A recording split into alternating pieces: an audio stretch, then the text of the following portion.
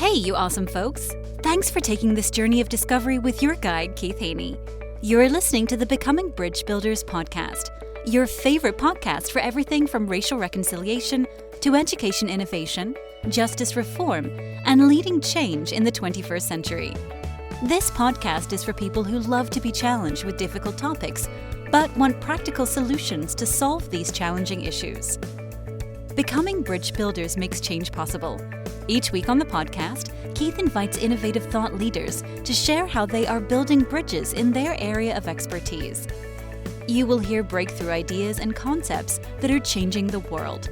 He's featuring guests who are best-selling authors, leaders at Microsoft, entrepreneurs, leading educators, professors, lawyers, and so many more.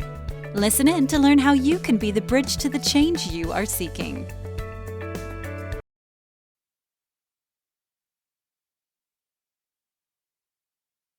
My guest today is Renee Bourque, one of North America's leading grant strategists, but her journey began far from boardrooms and academic halls.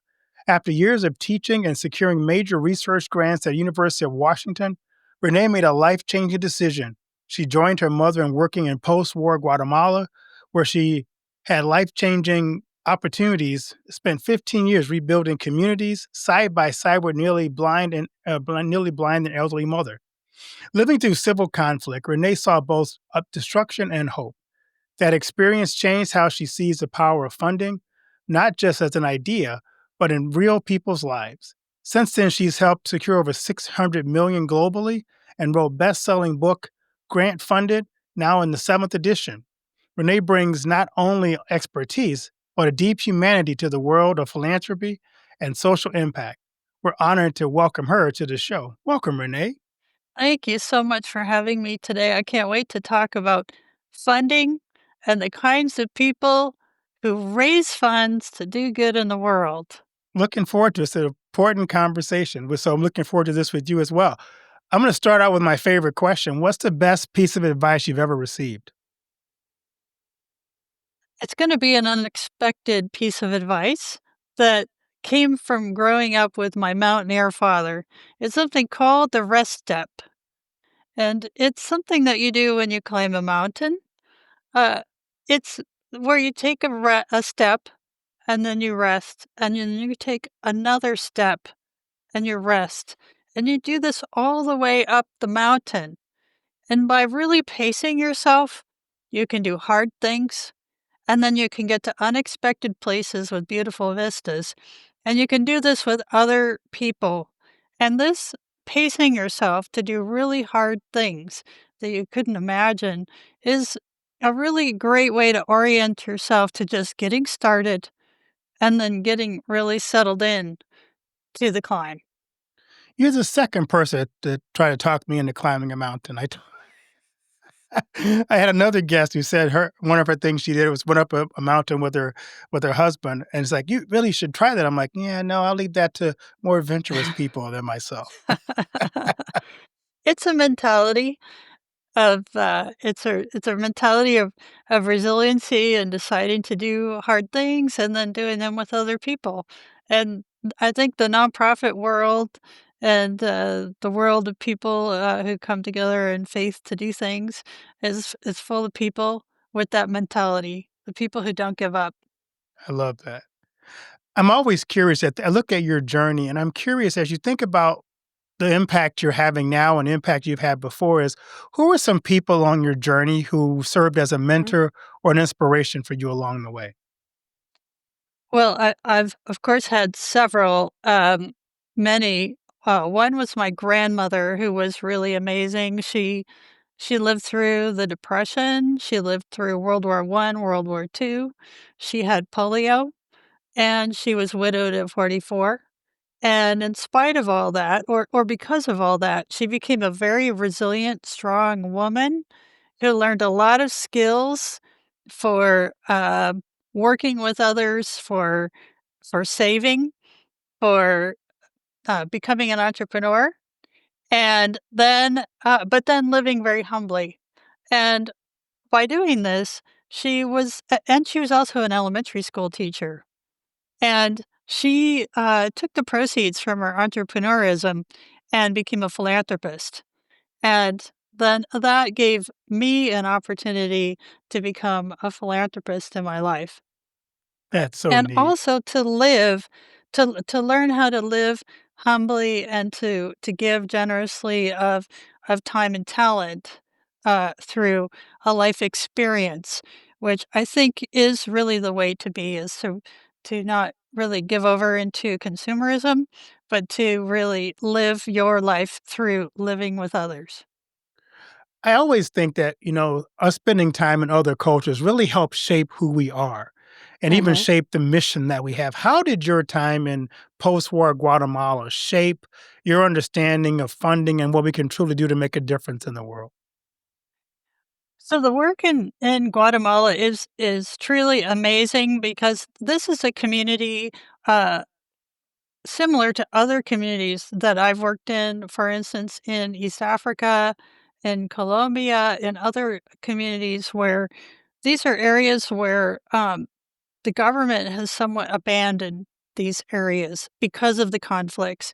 There is a lot of strife, not a lot of infrastructure, and so then it's really, up to the people who are there to figure out how to come forward and work together and put what resources they have together. And I I'm very interested in these areas because people really have to, make a decision to rise above their situation and then understand what they have. They have their hard work, they have their ability to work together, and really understand what resources are available to them. And then natural leaders will come out of that situation. And then so then as a philanthropist, you really want to nurture those kinds of leaders. And that's the kind of work that, I want to do both as, supporting financially and supporting with, mentoring, supporting with networks, supporting with what we call venture philanthropy. So, really providing a kind of consulting practice around emergent leaders so that they can rise up and provide their own solutions to their own communities, wh- and which is far better than someone from the outside coming in and supposing that they know what's best, for a local situation.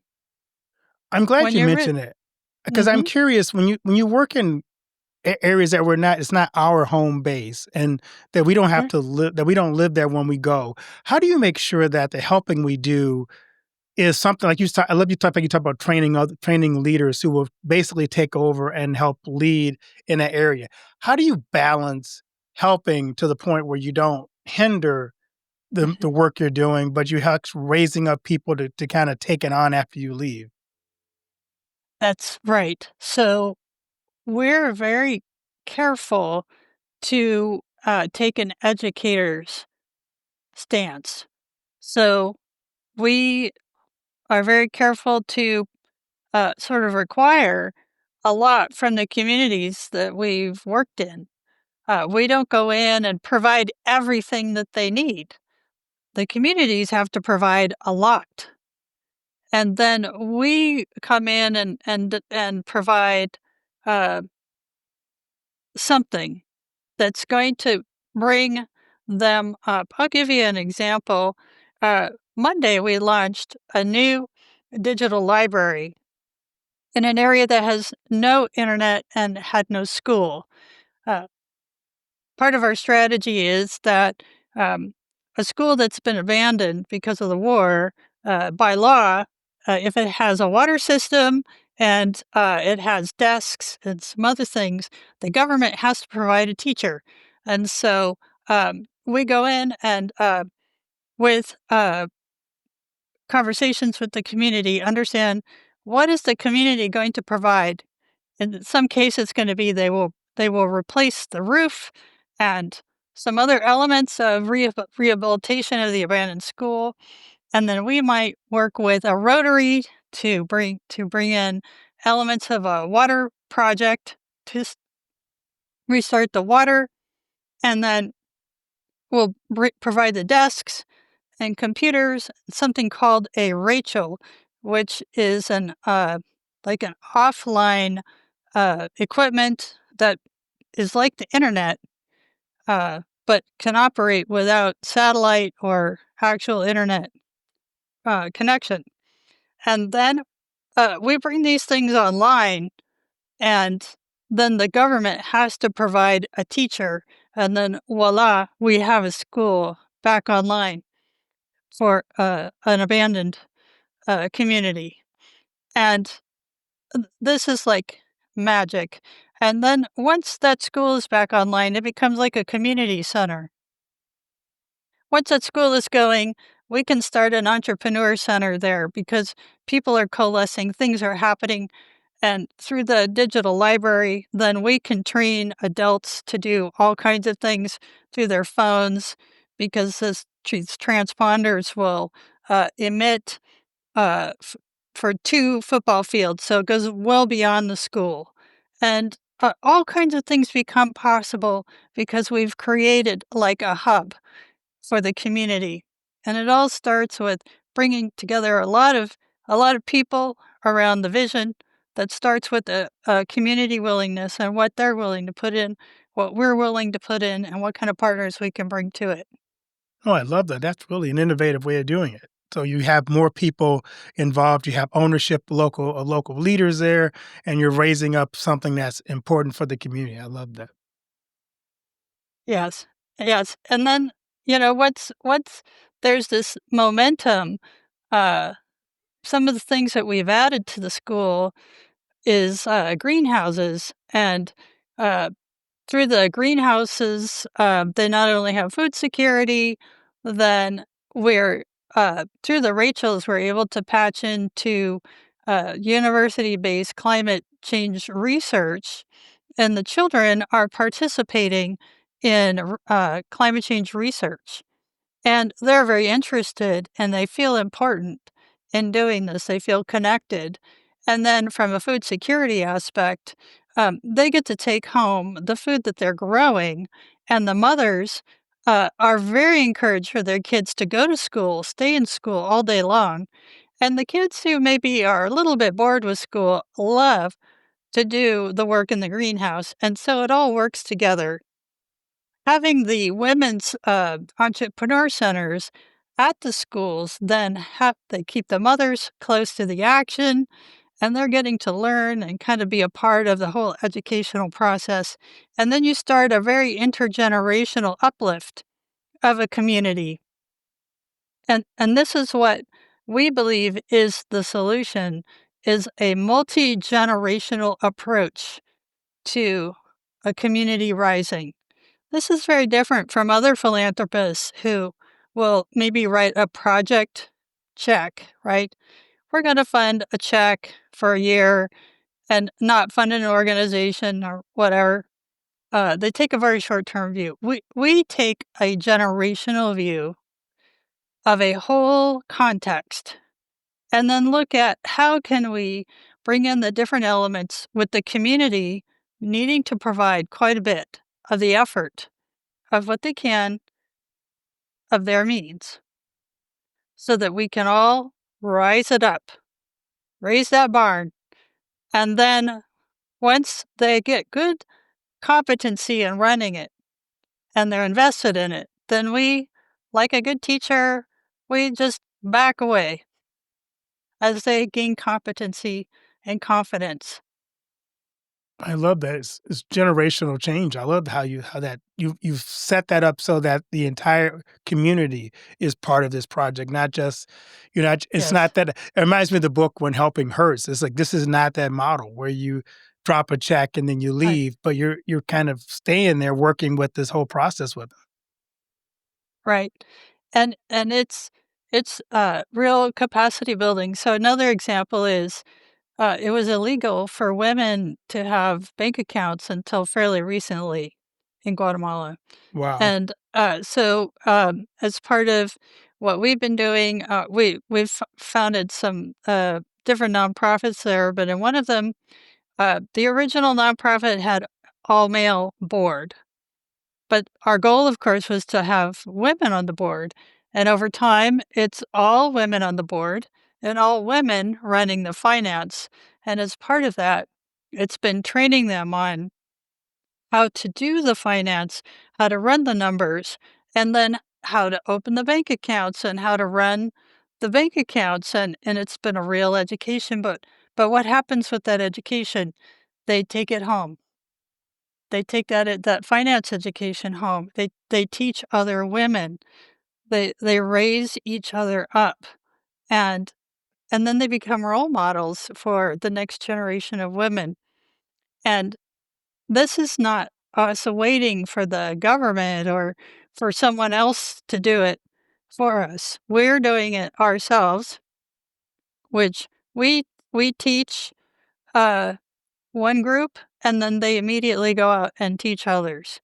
And that's the model that works. It's not checks and run with us. I love that. Let's talk about your book. You wrote a book called Getting Funded. It's now in its 7th edition, Yes. and is used across universities and nonprofits. And you wrote originally. How has it evolved over time? In the seventh writing, you've had to make some changes. So how has it changed? I love this question because so Getting Funded has been around for many years. The very first edition was written by Mary Hall at Portland State University, and I came in during the 4th edition, and it still had in it that if you wanted to find a funder, you should look in the phone book. So it's changed a lot. In this current edition, of course, it has a new chapter on AI and how to use it and how to not use it. Specifically, what it's good for, how funders are thinking about it, which is really important. Because what I see is that there are a lot of companies that are creating AI tools for grant writing, but funders are thinking about it very differently. And there are a lot of cautions around using it right. So I really encourage people to read that chapter. Another thing is that because I come from an academic background, I spent 9 months talking to people who represent different parts of the nonprofit and academic sectors about what they were experiencing now and what I could help them with in the new edition. And the two things that they really talked about were unrestricted funds or flexible funds and overhead, funding the operation of a nonprofit. So I went to work pretty much start to finish in the book talking about how to design your organization and your programs, your projects to create that space, that operational space, and also to make your operations more nimble for when there is a change in funding priorities, which is, of course, what we're seeing galore right now, right? There's a big shift in funding priorities with the federal government, and people are having to pivot. So I was thinking about this 2 years ago when I started working on the new edition. And this book helps you create those changes so that you can pivot and position for growth during the upswing, which is there's always funding cycles. Yeah, even when we aren't in a time like right now, there's always funding cycles. And so you want to position for growth, position for the upswing, and you can do that with the new edition. Also, there's a lot more information about funder relationships, about the funder perspective, because I've spent my whole career as a grant maker in different capacities and participated in the philanthropy community and been a grant seeker. I put in a lot about what is the work world like for a funder? And what can grant seekers do to make their life easier? And why is that important? For relationship building, for trust building, for partnership building.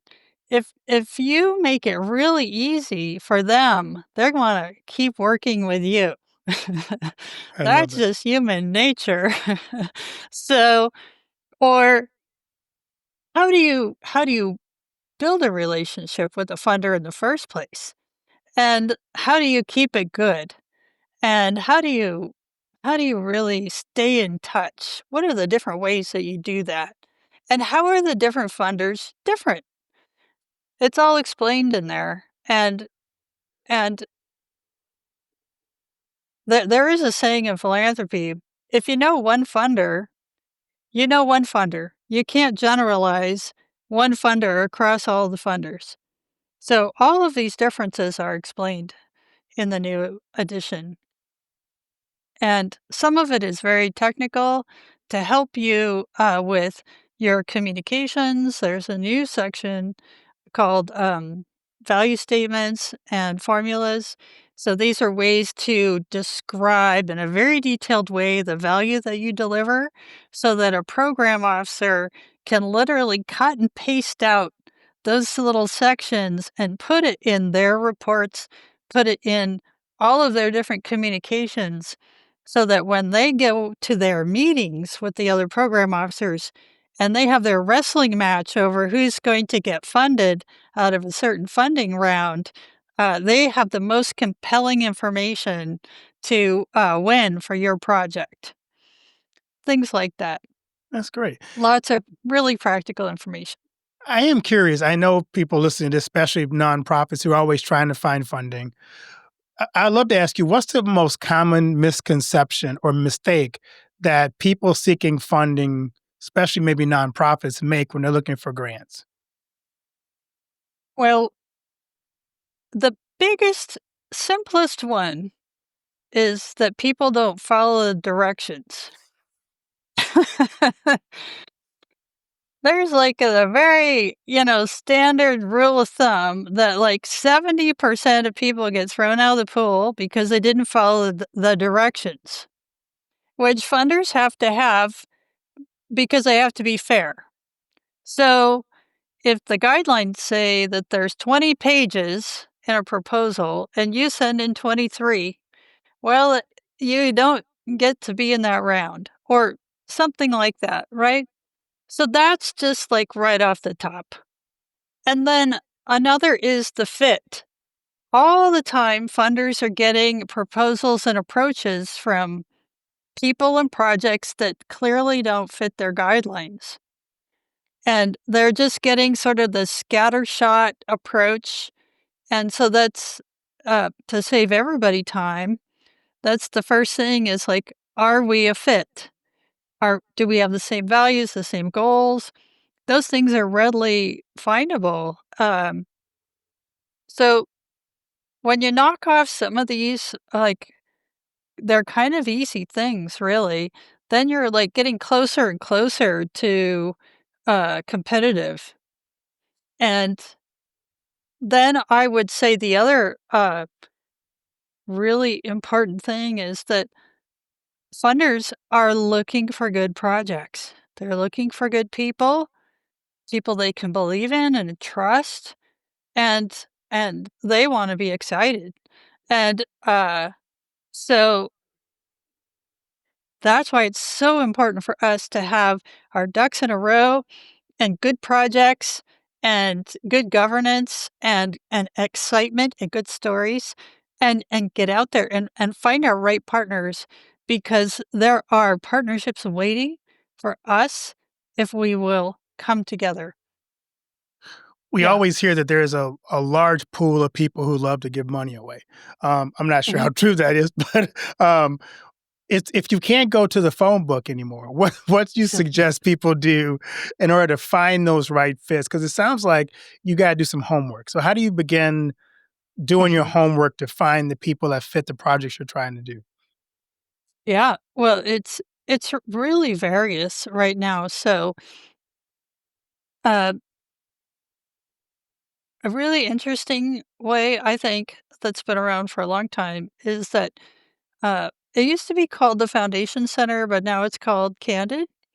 It's a research service that's subscription that you can get for free in many libraries across the nation.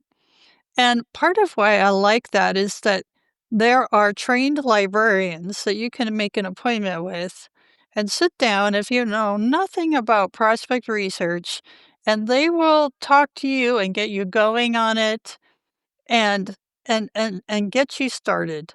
Like, I love that, and so you can look up which of your local libraries is a candid library. And then they also have many tools just online, candid.org. And then there's other companies like Instrumental and GrantStation, um, lots of things. Some people are even having some success, like with ChatGPT, but again, those tools, you know, are still developing. Let's put it that way.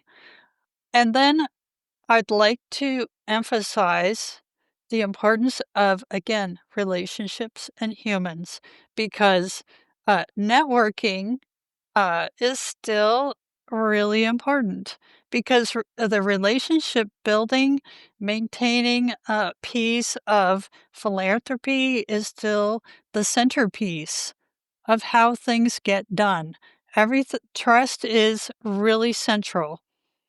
So, and then I would also suggest that uh, partnering with a more experienced organization to really see how do they do things, what can I learn, get some mentorship, get some door opening is another way to get started, to get rolling. Yeah. And then another there's one more good trick. No, one more good trick is to find another organization that's like yours in a similar geography and look up their annual report. Who's funding them? And then you'll get some really good prospect research. I love that. I know years ago, it was real popular to hire a grant expert who would come Mhm, alongside your organization and maybe do the grant writing for you, and they would get a mhm, portion of whatever grant money was mhm. received. Is that still an option for people, or is it better if they just themselves do the homework and dig in and go look for the places that fit them? First off, from a professional standpoint, it's considered unethical to take a percentage of any grant that's won, Oh, and that see, I that didn't would know be that. from the yeah, I gotta point that out. So from the Association of Professional Fundraisers and the Grant Professional Association, um, it's that taking a percentage of a grant is not okay. You can earn, uh you can earn a wage, like an hourly wage and some of these things, but percentage-based pay is not okay. So, but you can learn how to write grants in so many, different venues. There are all kinds of online classes. There's Getting Funded, which has all kinds of step-by-step instructions, and generations of people have learned how to write grants through it, and there's all kinds of checklists, and you learn by doing. This is, like an inescapable fact, like life, is that you learn by doing, and you just have to get started. You can start with some simple grants and just get more experienced. You can volunteer even and learn that way. But I'm going to tell you also, one of the most powerful experiences that I have in my class is when I hand out a stack of grant proposals and a scoring matrix to students, and they read these different proposals and then have a simple like, they just read it and then have to decide They have to pick one, and then they have to articulate why. And that is like better than many, many grant writing experiences. The light bulb goes on. And so you could do that too. You could get some grant proposals, set them up with your coffee, review them, and articulate why. And then go back and write your own. You mentioned the challenge that AI presents in the grant writing process. So, what are some of the cautions of what AI is doing when it comes to grant writing? So what I'm hearing a lot of people are doing, and what some companies are encouraging, is that you can do some prospect research. So that's, looking for funders, and then just automate the proposal process. So one thing that I'm very concerned about is the idea of garbage in, garbage out. I have not heard that AI proposal writing makes you more successful. I have not personally heard that. I just heard that you can put out more. So funders, of course, have screening tools to see if AI is writing proposals, because they actually, what that signals to them is, oh, you don't care enough to write a proposal to me. Uh, they they want to know, like, does the leadership even know that you're writing this proposal, or did the machine just write this proposal? Um, I mean, these are like concerns, and it was the same, you know, whenever we've had a technological innovation, that it causes a surge of proposal writing. But like I said, philanthropy is at its heart a trust-based endeavor. And philanthropists still want to know that uh, this is coming from you and you really intend to do this project. This project reflects the values and the capacities and the communities of your organization. And they're very nervous if they feel like you don't mean that. So, because we are going into essentially a business partnership if we say yes. So, uh, so this is all still, like all of AI, still being worked out. Um, and of course, some AI is really helping a lot. Um, there's a lot of stress in the nonprofit sector financially right now, and so this is making a lot of workflows easier in a lot of respects. But again, uh, there's issues with AI. There's a lot of bias in AI. We know about that. There's a lot of inaccuracy in AI. There's there's so much going on, and you so it can be used to a point, but at some point, the humans still have to write it. They still have to review it. They have to endorse it. Uh, the leadership has to say, yes, we're going to do it.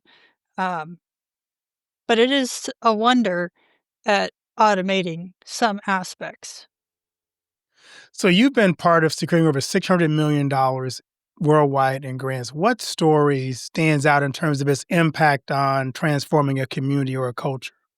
There are so many to think about. And of course, this our Guatemala project uh, is really amazing to think about. Uh, I'm gonna throw out 2 and try to be brief about it. The first is, when I was with the University of Idaho, I taught rural communities with very low resources, um, and we brought regular community leaders together and taught them, the natural leaders would emerge, and they would develop projects for their communities, uh, based on what they thought would make the biggest difference. And then we would do grant writing instruction at the very end because, of course, you have to fund projects, not just think about them. Right. And so in one of the first workshops, because we did these, the grant writing was a 3-day intensive at the very end that we would do in these hotel rooms, or hotel conferences, uh, and they were very, very intense. One of my students from Kellogg, Idaho, which is a very small mountain town, uh, never written a grant in her life, got an MRI machine for her little tiny community hospital. And this was just transformational for them. They barely had an X-ray machine, and they got an MRI machine, and that was incredible and wonderful for them. So, and then because of the success of that, she organized a group in her community for grant writing, and she became a leader. And and then she had a grant writing group, and it just spread from there. And that is exactly what you want when you are looking for teacher leaders in your work. And and then in Guatemala, uh, I mentioned these entrepreneur centers that we are active with building, um, and women's empowerment. And part of what we, again, want to do is to help people build and then have them take it over. So we started these, they're sewing entrepreneur centers, which fabric and weaving is traditional there. And we started these sewing centers. Once we got the centers set up and the women trained in doing this, uh, and taught them how to run things, what they started to do was pull in other women to get trained, because once they go through a training, we set them up with a sewing machine and everything they need to start their own business, and they spin out doing their own businesses. So one woman had been um, had been in college and had been raped and was pregnant from this situation, and shunned by her family, and she was washing clothes in the river to survive with her son. The women from the sewing center talked to her and said, "Come to the sewing center, and we're going to teach you how to, a trade, and come into our community."